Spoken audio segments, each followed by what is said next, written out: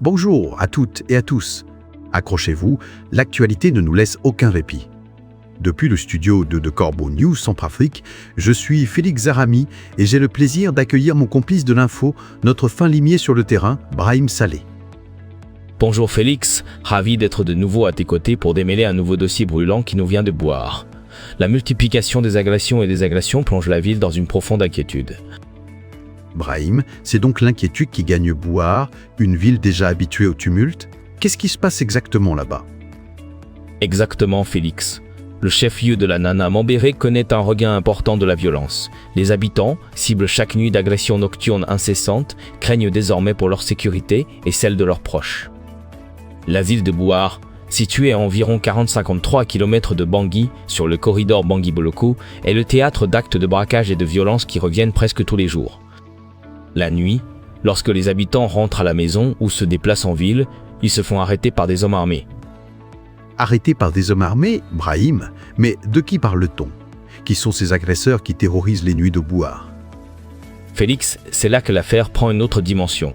Tous les témoins et les habitants victimes de ces actes de violence désignent directement les mercenaires russes du groupe Wagner. Ces agressions suivent toujours le même schéma. Les mercenaires russes du groupe Wagner barrent la route aux habitants, les fouillent de force et récupèrent tout ce qu'ils ont sur eux. Les portefeuilles, l'argent liquide et les téléphones portables sont volés. Ces agressions à répétition engendrent une véritable panique chez la population de Bouar. Attends, Brahim, tu dis bien que les habitants pointent directement les mercenaires russes? C'est une accusation gravissime, non? Et que font les autorités face à cette situation? C'est une situation délicate, Félix. Pour essayer de faire cesser ces agressions quotidiennes, les casques bleus de la MINUSCA et les soldats des forces armées centrafricaines ont décidé d'unir leurs forces. Ils effectuent désormais des patrouilles communes plus fréquentes dans les quartiers de la ville. Le but premier de cette action n'est pas d'affronter directement les mercenaires russes du groupe Wagner avec des armes. L'idée est plutôt de faire de la prévention et de dissuader ces hommes. Alors, Brahim, si je comprends bien, on ne peut pas les arrêter, on ne peut pas les emprisonner. La stratégie, c'est juste de les faire rougir de honte? C'est tout bonnement étonnant, Brahim. C'est exactement ça, Félix. Les autorités estiment que si des patrouilles de la MINUSCA et des soldats centrafricains arrivent au moment d'une agression, les mercenaires russes du groupe Wagner éprouveront de la honte et s'arrêteront. Ces individus ne peuvent être appréhendés ni emprisonnés, car ils sont directement liés à l'empereur Faustin Archange Touadéra. C'est donc uniquement sur l'effet de honte et la dissuasion que repose l'intégralité de la tactique des patrouilles. C'est une stratégie, disons, non conventionnelle, Brahim.